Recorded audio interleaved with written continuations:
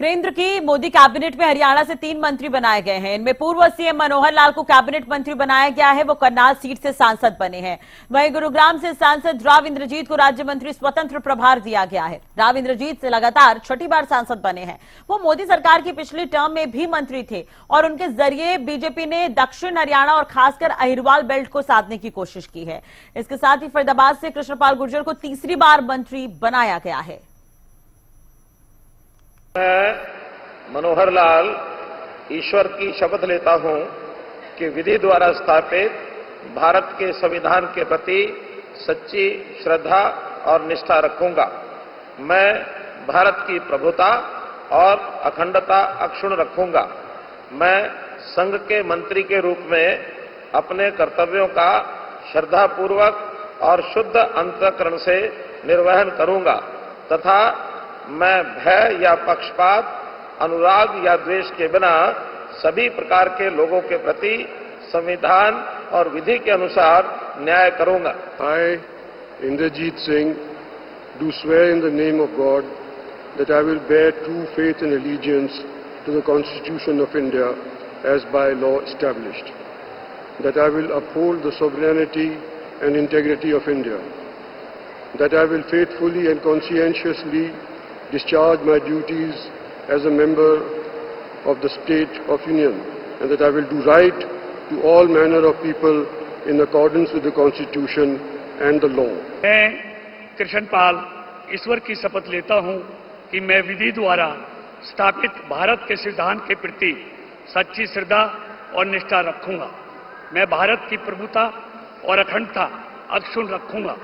मैं संघ के राज्य मंत्री के रूप में अपने कर्तव्यों का श्रद्धापूर्वक और शुद्ध अंतःकरण से निर्वहन करूंगा तथा मैं भय या पक्षपात, अनुराग या द्वेष के बिना सभी प्रकार के लोगों के प्रति संविधान और विधि के अनुसार न्याय करूंगा। तो हरियाणा से मोदी सरकार में 3 मंत्रियों ने शपथ ली है। आपको बता दें कि इस दौरान मनोहर लाल, राव इंद्रजीत सिंह और कृष्णपाल गुर्जर को केंद्र में जगह मिली है।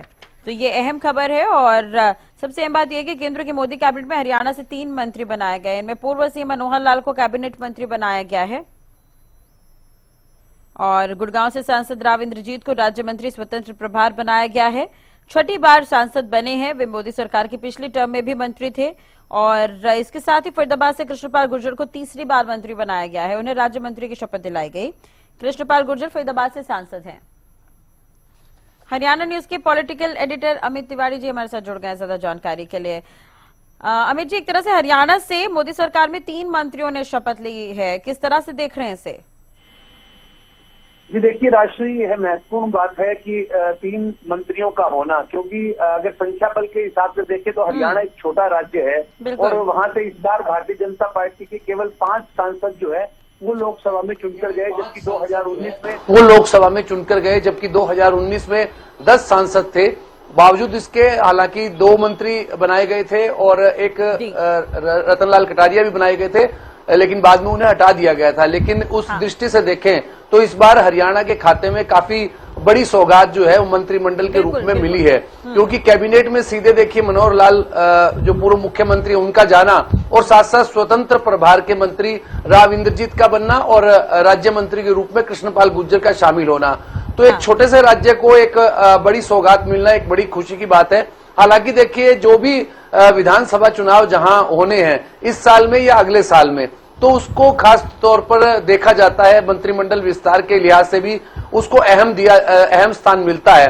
राजस्थान एक बड़ा राज्य है और वहां से देखिए अभी 4 ही मंत्री बने हैं, लेकिन देखने वाली बात है कि भविष्य में और भी जो है विस्तार होंगे, उसमें किसको कितनी जगह मिल पाती है। और दूसरा, गठबंधन सरकार में एनडीए की सरकार में अगर भारतीय जनता पार्टी पूर्ण बहुमत से होती तब तो संख्या बल बढ़ता, लेकिन गठबंधन सरकार में हरियाणा को खास तवज्जो जो है वो प्रधानमंत्री नरेंद्र मोदी और उनकी टीम ने देने का काम किया है। और इसमें भी देखिए मनोहर लाल जी के लिए तो मैं इसलिए यही कहूंगा कि एक किस्मत के वो धनी हैं। पहली बार वो विधायक बने तो मुख्यमंत्री बने, दूसरी बार भी विधायक बने तो मुख्यमंत्री बन गए और अब तीसरी बार जब उन्हें लोकसभा का उनका चयन हुआ तो सीधे वे कैबिनेट मंत्री बन गए। हालांकि इस बार ऐसा लग रहा था कि अगर राव इंद्रजीत जीतते हैं तो उन्हें कैबिनेट में स्थान मिलेगा, क्योंकि पहले से वे राज्य मंत्री स्वतंत्र प्रभार तो थे, लेकिन मनोहर लाल जी के जीतने के कारण उनको कैबिनेट बना दिया गया और राव इंद्रजीत स्वतंत्र प्रभार के मंत्री हैं। और एक खास दृष्टि देखिए, जातिगत आधार पर काफी चीजें राजनीति में मायने रखती हैं। बिल्कुल। और अमित जी देखिए, प्लानिंग एक राष्ट्रीय जातिगत आधार पर कई चीजें राजनीति में मायने रखती हैं जी। और एक प्लानिंग भी कहीं ना कहीं नजर आ रही है, जिसका मैं जिक्र करना चाह रही थी कि पहले उन्हें विधानसभा से सीधे लोकसभा की टिकट दी गई, करनाल से ही उन्हें चुनाव लड़ाया गया। तो मुझे लगता है शायद पहले से ही ये तय रहा होगा और जीत को लेकर बीजेपी काफी आश्वस्त थी, तो कैबिनेट में जगह उनके लिए शायद पहले ही बना दी गई हो। और दूसरी बात, जैसा आपने जातिगत समीकरण को लेकर जिक्र किया, लेकिन अगर हम चुनाव परिणाम भी देखें अमित जी, तो आप भी देखिए उत्तर प्रदेश में कुछ खास प्रदर्शन बीजेपी नहीं कर पाई है कंपेयर सपा के, तो या इंडिया अलायंस का अगर हम लेते हैं तो उस हिसाब से भी अगर देखा जाए तो 11 जो मंत्री हैं वो उत्तर प्रदेश से ही बनाए गए। लेकिन पहले कहा जा रहा था कि शायद इस बार उत्तर प्रदेश को उतनी तवज्जो नहीं दी जाएगी। मध्य प्रदेश का आप ले लीजिए, मध्य प्रदेश में बीजेपी ने क्लीन स्वीप किया है, लेकिन वहां पर भी ज्यादा मंत्रियों को मौका नहीं दिया गया है। देखिए राष्ट्रीय, इसमें सबसे महत्वपूर्ण बात है कि उत्तर प्रदेश, ऐसा कहा जाता है कि दिल्ली का रास्ता उत्तर प्रदेश से होकर जाता है, यानी कि दिल्ली की सत्ता पर जिसने काबिज होना होता है वो उत्तर प्रदेश पहले उसे जीतना होता है। भले ही यहाँ सीटें कम आई है, लेकिन उत्तर प्रदेश जो है वो हमेशा से ही महत्वपूर्ण रहेगा, क्योंकि उसकी जो सीटें हैं टोटल 80 सीटों का देखिए वहां का लोकसभा क्षेत्र है, तो ऐसे में सभी के लिए महत्वपूर्ण है और उत्तर प्रदेश पर सदा नजर रहने वाली है भारतीय जनता पार्टी की खास तौर पर। तो इसलिए वहां को महत्व दिया गया है ताकि आगे की राजनीति के लिहाज से, भविष्य की राजनीति के लिहाज से, और मध्य प्रदेश तो वैसे भी भारतीय जनता पार्टी का गढ़ बन चुका है, क्योंकि पिछली बार भी देखिए 28 सीटें आई थी, इस बार 29 आई है और छिंदवाड़ा वाली सीट भी जो है जीतने का काम किया। हालांकि शिवराज सिंह चौहान देखिए उन्हें भी कैबिनेट में जगह दी गई और क्या उन्हें प्रोफाइल मिलता है, और वो देखने वाली बात है कि कौन सा महत्वपूर्ण विभाग वो संभालेंगे। तो ऐसे में मध्य प्रदेश को खासतौर पर तवज्जो तो मिलेगी, इसमें कोई दो राय नहीं है, लेकिन उत्तर प्रदेश जितनी नहीं मिलेगी, क्योंकि उत्तर प्रदेश के लिए भविष्य की राजनीति के लिहाज से उत्तर प्रदेश को जो है वो खास उस पर फोकस रखा गया है, भले ही इस बार सीटें कम आई है। और हरियाणा की बात करें, जहां तक मैंने जैसे पहले कहा कि जातिगत आधार पर कई चीजें देखनी होती हैं, तो यहाँ के लिए पंजाबी समुदाय से देखिए बड़ा चेहरा मनोहर लाल, और साथ साथ ओबीसी समाज से बात करें तो कृष्णपाल गुर्जर और राव इंद्रजीत अहीरवाल के बड़े नेता हैं। तो ऐसे में यह भी साधने का काम किया है। और जीटी रोड की जो बेल्ट की सीट है, खासतौर पर देखिए करनाल से सांसद चुना जाना मनोहर लाल का, जीटी रोड बेल्ट की उस पर खास नजर जो है भारतीय जनता पार्टी का जो एक समर्पित वोट बैंक जिसे कहा जाएगा, वो जीटी रोड बेल्ट है करनाल वाला, तो उस पर खास फोकस किया गया है। और केंद्र में उन्हें कौन सा महत्वपूर्ण विभाग मिलेगा और उसके माध्यम से वे हरियाणा के लिए क्या कुछ कर पाएंगे, यह उम्मीदें हरियाणा के लोगों को उनसे है। जी राष्ट्रीय, बिल्कुल। अमित जी बने रहेगा हमारे साथ। मुकुल सतीजा भी करनाल से हमारे साथ जुड़ गए हैं। मुकुल, एक तरह से देखा जाए तो करनाल से नवनिर्वाचित सांसद हैं मनोहर लाल, पूर्व मुख्यमंत्री भी रहे हरियाणा के, अब कैबिनेट मंत्री के तौर पर उन्होंने कल शपथ ली है। किस तरह का माहौल दिख रहा है वहां पर, कितनी खुशी है, क्या कुछ रिएक्शन इस पर मिले हैं? बिल्कुल, देखिए बहुत ही बीजेपी कार्यकर्ताओं की बात करें, बहुत ही खुशी की बात उनमें जरूर है, क्योंकि कल हमने देखा था जैसे ही शपथ ग्रहण समारोह चल रहा था, वहीं पर जो है बीजेपी के कार्यालय में जो है सभी कार्यकर्ता एकजुट होकर एक बड़ी स्क्रीन लगाकर वहीं पर जो है लाइव देख रहे थे। और उसके बाद जैसे ही मनोहर लाल जो कैबिनेट मंत्री की शपथ लेते हैं, उसी दौरान जो है उन्होंने लड्डू बांटकर और खुशियां मनाकर जो जय श्री राम के नारों के साथ जो है पूरा जो कार्यालय है वो गूंज उठा था। और उसके बाद आज अगर बात करें, अभी कुछ ही देर में तकरीबन 11:30-12 बजे के आसपास जो है करनाल के कमेटी जो कि मुख्य बाजार है वहां पर जो तमाम कार्यकर्ता इकट्ठे होंगे और एक खुशी है और जीत का जश्न जो है वो कहीं ना कहीं मनाते हुए नजर आएंगे। हालांकि अगर आपको बता दें कि मनोहर लाल की अगर बात करें, कहीं ना कहीं वो पहले से ही तय था, क्योंकि पिछले दिनों जब चुनाव प्रचार चल रहा था, ठाकुर राजनाथ सिंह जो है करनाल आए थे चुनावी प्रचार में, तो उन्होंने साफ तौर पर कह दिया था कि आप मनोहर लाल को सांसद नहीं बल्कि कुछ और बनाकर भेज रहे हैं। कहीं ना कहीं उन्होंने इशारा जरूर किया था। उसके बाद जब जैसे चुनाव हुआ, नतीजे आए, तो तकरीबन 2,32,000 वोटों से जो है मनोहर लाल सांसद जो है वो जीतते हैं। और उसके बाद जो है कल उन्होंने मंत्री यहाँ पर जो है कैबिनेट की शपथ भी ली है।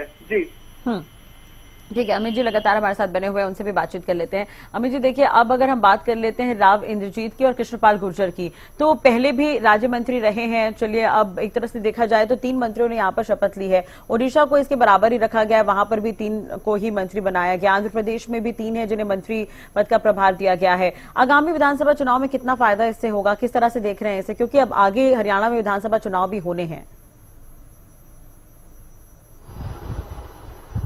देखिए, निश्चित रूप से हरियाणा विधानसभा चुनाव के दृष्टिगत ही ये बड़ा फैसला लिया गया है, जब एक छोटे से राज्य में और जहां से केवल 5 सांसद चुने गए हों और 5 सीटें खो दी हो भारतीय जनता पार्टी ने, तो ऐसे में हरियाणा विधानसभा के चुनाव को निश्चित रूप से दृष्टिगत रखा गया है। उसके मद्देनजर ही 3 सीटें देने का काम किया गया है। और वरिष्ठता क्रम के हिसाब से भी देखें तो यह दायित्व तो मिलना ही था, इतना तो, क्योंकि देखिए राव इंद्रजीत और कृष्णपाल गुर्जर 2014 से लगातार जो है मोदी कैबिनेट में शामिल थे। भले ही वे राज्य मंत्री के रूप में कृष्णपाल गुर्जर थे और राव इंद्रजीत जो है उन्हें स्वतंत्र प्रभार पिछली बार 2019 में मिला था। तो ऐसे में 2 की दृष्टि से तो उनको शामिल किया ही जाना था। तीसरा, मनोहर लाल का कद बड़ा है राजनीति में और वे मोदी प्रधानमंत्री नरेंद्र मोदी की गुड बुक में है, तो ऐसे में उन्हें खास तौर पर तवज्जो मिलनी थी। और करनाल के लिए तो मैं निश्चित रूप से कहूंगा, करनाल सिटी हॉट सिटी तो बन गई है राजनीति की, साथ साथ वो हार्ट सिटी भी बन गई है, यानी कि प्रधानमंत्री के दिल में रहती है, क्योंकि वहां से मुख्यमंत्री भी देखिए अभी विधायक बने हैं और वहां से मुख्यमंत्री भी हैं और केंद्रीय कैबिनेट मंत्री भी मनोहर लाल बन गए हैं। तो एक राजनीति की धुरी जो है वो करनाल करण की नगरी बन गया है। और खासतौर पर इसका फायदा जो है निश्चित रूप से देखिए, कोई भी कदम राजनीति में उठाया जाता है तो उसका फायदा जो है भविष्य की राजनीति को देखते हुए ही उठाया जाता है। जी बिल्कुल, आपने मनोहर लाल का जिक्र किया है और अगर एक तरह से हम देखें तो बिल्कुल स्थिति वैसी ही नजर आ रही है। मध्य प्रदेश के मुख्यमंत्री रहे शिवराज सिंह चौहान, उन्हें केंद्र की तरफ भेजा गया। वही इस दिन मनोहर लाल के साथ भी है, तो एक प्लानिंग जो है इनकी देखने को मिली। लेकिन अगर हम कैबिनेट को लेकर ओवरऑल चर्चा करते हैं तो अमित जी, क्या आपको ये नहीं लगता कि यहाँ पर जीत और हार, अगर हम प्रदेश के हिसाब से देखें, प्रदेश के हिसाब से अगर हम सीट देखें तो जीत और हार ने यहाँ पे एक्सपीरियंस के हिसाब से कैबिनेट में जगह दी गई है लोगों को? निश्चित रूप से देखिए राजश्री, मैंने कल भी चर्चा में कहा था कि एक गुलदस्ता है ये केंद्रीय मंत्रिमंडल और इसमें जो है वो फूल जो है वो चुनने बड़े मुश्किल काम है, क्योंकि विविधताओं से भरा हुआ देश है। और वहां से किस क्षेत्र से किसे लिया जाएगा मंत्रिमंडल में, तो ये अपने आप में बड़ी चुनौती है। और खासतौर पर ये चुनौती उस समय और बढ़ जाती है जब गठबंधन की सरकार हो। तो ऐसे में खासतौर पर जो है प्रधानमंत्री ने एक विशेष दायित्व जो है राजनाथ सिंह को सौंपा और अमित शाह को सौंपा और उस हिसाब से एक गुलदस्ता तैयार किया गया केंद्रीय कैबिनेट का। और देखिए राष्ट्रीय सबसे महत्वपूर्ण है कि जो पिछली बार जो चेहरे थे महत्वपूर्ण चेहरे वही इस बार भी ज्यादातर दिखाई दे रहे हैं। हालांकि जो हार गए हैं उन्हें शामिल नहीं किया गया है, लेकिन आप फिर भी देखिए सीसीएस के मामले में, जैसा मैंने पहले भी कहा कि जो सुरक्षा मामलों के लिए कैबिनेट समिति होती है उसके 4 मेंबर होते हैं, उसमें वित्त, विदेश और रक्षा और गृह। तो चारों ही मंत्री जो हाई प्रोफाइल जो यह महकमे हैं, इन्हें निश्चित रूप से प्रधानमंत्री अपनी भारतीय जनता पार्टी की जो डेडिकेटेड टीम है उन्हीं को सौंपेंगे, उन्हीं नेताओं को दिए जाएंगे। तो ऐसे में देखिए बाकी महकमे किसको दिए जाते हैं और पूरे देश का जो और विभागों का बंटवारा होना है इस पर, और यहाँ अपने गठबंधन सहयोगियों को भी बिल्कुल माफ कीजिएगा अमित जी, विभागों का जो बंटवारा होना है उस पर तो वाकई ठीक कह रहे हैं, गठबंधन सहयोगियों को भी संतुष्ट रखना है।